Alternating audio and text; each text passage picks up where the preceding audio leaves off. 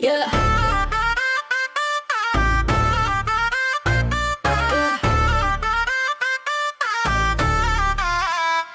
या आखिरी दोस दोस दिल में उठे धड़कन की फसला या आखिरी तफूज रात है पूरी खुश අතිශයින් ත්‍රාසජනක සිදුවීම් මූලික කරගත් මෙම චිත්‍රපටිය ඉන්දියානු රහත් ඔත්තු සේවය පිළිබඳ ලියවුණු කතාවක්.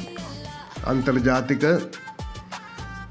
ත්‍රස්තවාද මෙහෙයුම් පිළිබඳ සෙවීමට තමයි මෙම චිත්‍රපටිය නිෂ්පාදනය වෙන්නේ. दिल कहे हिंदी लक रक्सा कविया भाई बस नाच जरा रात भी कहे बीट भी कहे अल्लाह ताल में गिरा कदम से कदम जान से जान ये रिदम बने दुआ हवा बहती खलीजी सा वाइब दिल बोले खलीनी अरक्सा लाइफ है हाय रब का नाम और बीट का काम तू चल मैं साथ ये रक्स बने क्या आखिर दोस्त दोस्त दिल में उठे धड़कन की फसला आखिर तफूज रात है पूरी खुश रक्सा दूस दूस बीट पे जैसे रेगिस्तानी हवा तफूज चलना चाह दिल कहे या हबीबी अल्लाह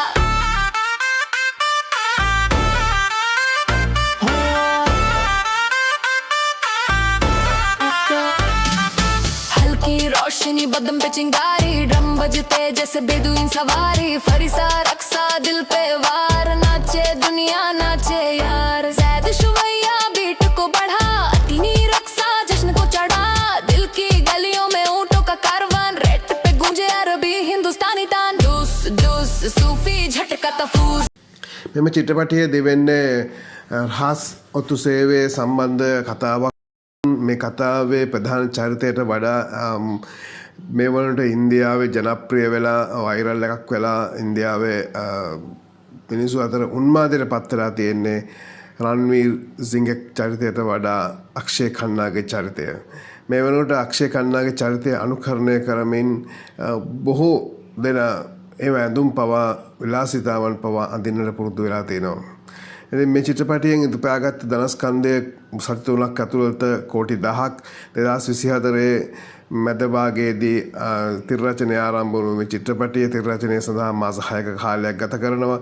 ඉන් අනතුරුව ඉන්දියාවේ මුම්බයි නගරයේ ලේහ ලදහක් හිමාචල් ප්‍රදේශය සහ තායිලන්තයේදී රූපගත කිරීම කරනවා. තායිලන්තයේදී ඔවුන් ඉන්දීය ශිල්පීන් සහ තායිලන්ත ශිල්පීන් යොදා 500ක් යොදාගෙනමින් දවස් 20ක් මුළුල්ලේ පාකිස්තාන් පසුතල නිර්මාණය කරනවා. ඉතින් මේ සා විශාල දැවන්ත නිර්මාණයක් ඔවුන් අපේක්ෂා නොකළ ප්‍රමාණයේ ධනස්කන්ධයක් උපයා ගන්නවා. මේකට හේතුව තමයි ප්‍රධාන වශයෙන්ම ඉන්දීය සිනමාවේ නිෂ්පාදනය වුණු දේශසීමා අරගලය සහ පාකිස්තානු අරගලය පාකිස්තානු විරෝධී චිත්‍රපටි බොහෝ විට ඉතාමත් සාර්ථකත්වයට පත් වෙලා තියෙනවා.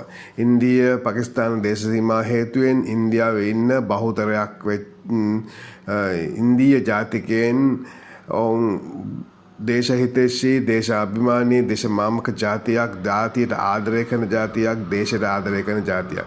ඉතින් මේ නිසාම ඉන්දියාවේ නිෂ්පාදනය වුණු බොහෝ චිත්‍රපටි මේ ආශ්‍රිතව නිෂ්පාදනය වන සෑම චිත්‍රපටයක්ම වගේම සාර්ථක වෙලා තියෙනවා. මේ නිසා තමයි ඉන්දීය අධ්‍යක්ෂකවරු නිෂ්පාදකවරු මේ කර්මාන්තයේදී මේ තේමාවට වැඩි බරක් යොදන්නේ. ඉතින් මේ ස්පෙක්ට්‍රල් ගණයට වැටෙන මේ චිත්‍රපටිය ත්‍රාසජනක රහස් මෙහෙයුමක් පිළිබඳව මේ කරන චිත්‍රපටයේදී පාකිස්තානු ත්‍රස්තවාදයේ මුළුමනින්ම ඔපට දැමීමට කටයුතු කරනවා.